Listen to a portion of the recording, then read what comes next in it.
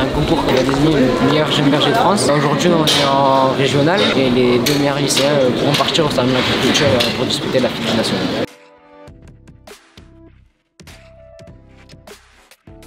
On a commencé par une sélection interlycée, donc on s'est préparé, on est allé voir un élevage. Ils ont vu qui étaient les plus doués et les plus doués ont été pris pour aller aux phases départementales à Saint-Gaudens. À Saint-Gaudens, ce sont les 4 meilleurs qui ont été pris. On est là aujourd'hui à Rodez. On tente de monter à Paris, mais je suis plus là pour m'amuser, c'est pas mon objectif principal. C'est passer un bon temps et surtout découvrir des choses sur le milieu de l'Auvin que je ne connais pas du tout. Nous, on n'a pas eu besoin de faire le concours départemental parce qu'on est le seul lycée agricole dans l'Aude. Mais on a eu le prof nous a fait une sélection interne, donc on a suivi à peu près les mêmes épreuves qu'on a aujourd'hui. Et il a choisi les meilleurs de la classe pour partir pour représenter le lycée.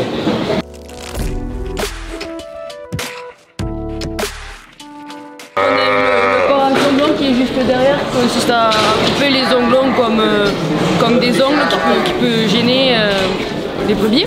Ensuite on a l'état global d'une brebis, donc tout ce qui consiste les yeux, la couleur des muqueuses à l'intérieur des yeux, les mamelles, voir s'il n'y a pas un problème de mamite ou quoi que ce soit. Il y a eu le tri, donc des brebis à réformer et pas réformer, le poids des agneaux à l'engraissement, savoir si leur poids de carcasse est assez élevé pour les faire en boucherie. Ensuite on a des épreuves théoriques qui sont en fonction des races et le choix d'un bélier pour une exploitation donnée. On a eu aussi quelques questions qui touchaient à l'alimentation et tout au cycle d'une brebis.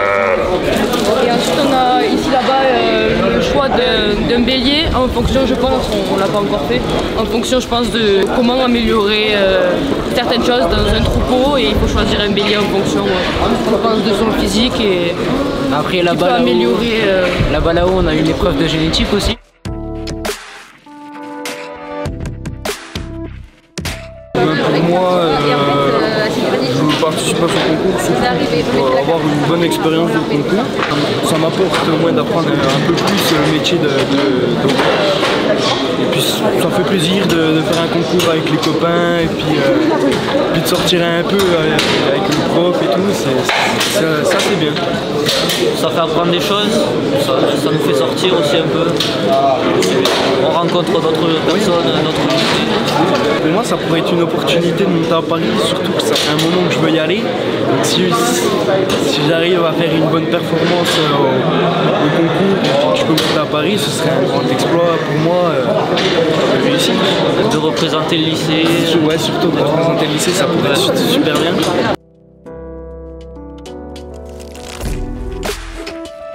Ni lui ni moi on est du milieu agricole, c'est-à-dire qu'on n'a pas nos parents là-dedans, on n'a pas grandi là-dedans.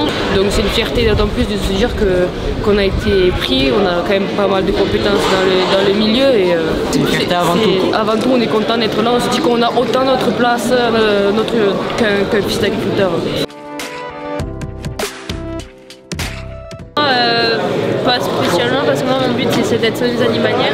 Après si par rapport aux critères de santé ça peut m'aider plus tard si j'ai affaire aux ovins, à savoir un peu plus comment réagir par rapport à certaines situations, à certaines maladies, qui appeler, etc.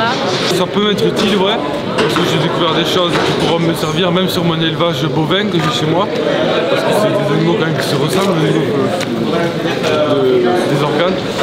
Et surtout, je pense que ouais, parce que moi je vise une école DG en post-bac, et je veux montrer sa motivation, je pense que ça c'est un bon moyen de la montrer qu'on est impliqué, qu'on fait des concours agricoles.